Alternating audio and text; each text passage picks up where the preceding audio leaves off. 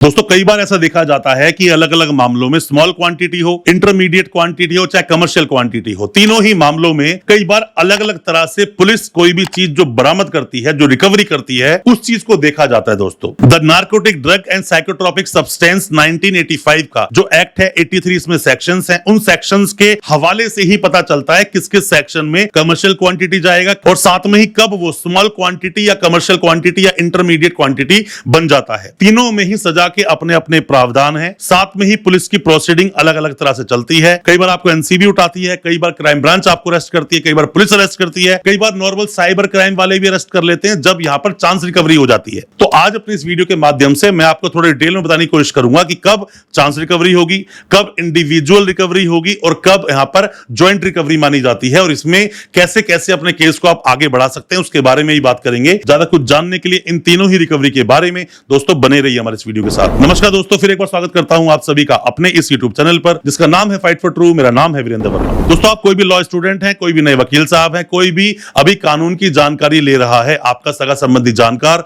कोई भी जेल में है, वीडियो बहुत काम का है, वीडियो को पूरा देखें, समझें। मैं अपने एक्सपीरियंस के आधार पर वीडियो लेकर आता हूं ताकि आप तक पूरी जानकारी पहुंचा सकूं और जितने भी हमारे नए वकील साहब हैं, जितने वकील भाई हैं, वो भी इस पर प्रैक्टिस इनिशियली शुरू कर सकें। चीजें छोटी छोटी जो है, जो कोर्ट में चलती हैं, वो आपको समझ आ सके। दोस्तों होता क्या है कि जैसे ही कोई भी केस कोर्ट में जाता है, सबसे पहले आप ये समझ लीजिए कि क्वांटिटी को देखिए। Quantity, small quantity, intermediate quantity, commercial quantity. आप एमडीएमए से एक एग्जांपल ले लो। एमडीएमए का अगर 0.5 ग्राम तक है तो ये किस में आएगा? स्मॉल क्वांटिटी में। 0.5 ग्राम से लेकर 10 ग्राम के बीच का जो मामला है ना, सारा इंटरमीडिएट क्वांटिटी। 10 ग्राम से जैसे ही आगे बढ़ गया वो है कमर्शियल क्वांटिटी। तो इस तरह से हर चीज की अलग अलग क्वांटिटी बनाई गई है। जो 3 तरह की सजा है, स्मॉल क्वांटिटी देखा जाए 10,000 तक का जुर्माना, 1 साल तक की सजा। साथ में अगर हम देखें इंटरमीडिएट क्वांटिटी में 10 साल तक की सजा और साथ में ही 1 लाख तक का जुर्माना। कमर्शियल क्वांटिटी में 2 लाख तक का जुर्माना, वो बढ़ भी सकते हैं, डिपेंड करता है, और साथ में ही 20 साल तक की सजा जो उम्र कैद और फांसी भी हो सकती है। कितनी क्वांटिटी मिली और कैसे मिली, यहां पर ही दोस्तों डिपेंड करती है सब चीजें।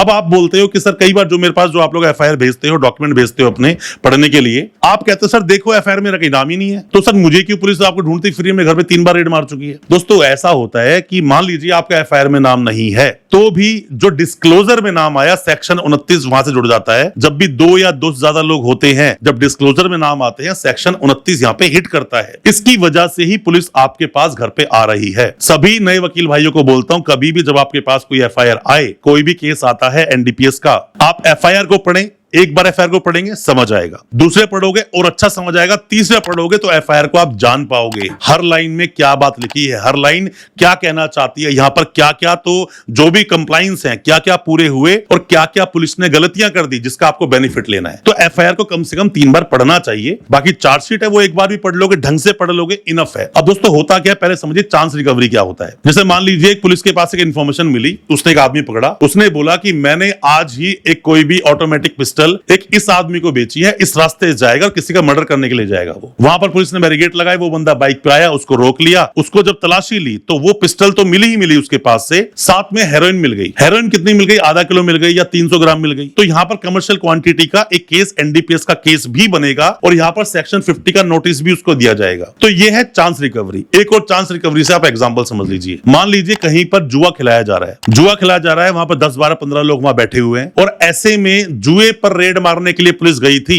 पर जब सबकी तलाशी ली तो पता चला कि उनके पास से जो कॉन्ट्राबैंड मिला, नशीला पदार्थ जो मिला, वो कमर्शियल क्वांटिटी का मिल गया। तो चांस रिकवरी है। अब इसी जुए के अड्डे से ही अब आप समझिए कि यहां पर इंडिविजुअल रिकवरी कब है, ज्वाइंट रिकवरी कब है। मान लीजिए उसी जुए के अड्डे में कहीं पर भी, मतलब सब लोग जुआ खेल रहे हैं और वहां पर मान लीजिए 3 किलो हेरोइन मिल गई, एक ही जगह पर 3 किलो हेरोइन मिल गई, तो सिर्फ कॉन्शियस पोजीशन होनी चाहिए, मतलब सबको पता होना चाहिए। ये प्रूफ करना पड़ता है बाद में, ये शुरू में प्रूफ नहीं करना पड़ता। पुलिस पहले आपको उठाकर जेल में डाल देगी। एक गाड़ी में 5 लोग जा रहे हैं, 5 लोग जा रहे हैं। जब रेड की गई तो डैशबोर्ड में से 100 ग्राम एमडीएमए मिल गया या 50 ग्राम एमडीएमए मिल गया। तो ये क्या है? ये ज्वाइंट रिकवरी है। मान लीजिए एक घर में 3 लोग हैं। जब रेड की गई, रेड करने के बाद में वहां पर देखा कि वह 300 किलो गांजा रखा हुआ था। ज्वाइंट रिकवरी है। अब दोस्तों यहीं पर जहां जुए का अड्डा था, जहां पर रेड मारी गई, जब रेड की गई वहां पर, तो जब रेड की जुए के लिए, बट वहां पर देखा गया एक आदमी के पास से मिला 2 ग्राम एमडीएमए, एक के पास से मिला 5 ग्राम एमडीएमए और एक के पास से मिला 1 ग्राम एमडीएमए। तो ये इंडिविजुअल रिकवरी है दोस्तों, अलग अलग तरह से ये रिकवर हो रहा है। अब इन्हीं में पुलिस आपको नोटिस भी देती है, इंडिपेंडेंट विटनेस भी होने चाहिए, सीसीटीवी मतलब वीडियोग्राफी ऑडियोग्राफी भी होनी चाहिए। साथ में ही पुलिस को सारे मेजर्स फॉलो करने पड़ेंगे, जो कंप्लायंस है फॉलो करने पड़ेंगे। ऐसा नहीं है कि पुलिस बिना कंप्लायंस के, बिना 50 का नोटिस दिए या बिना 42 का नोटिस दिए कहीं पर रेड मार दे। रेड मार दिया, सर्च भी कर लिया, घर भी सर्च कर लिया, एक आदमी को भी सर्च कर लिया, उसे अरेस्ट भी कर लिया, तो यहां पर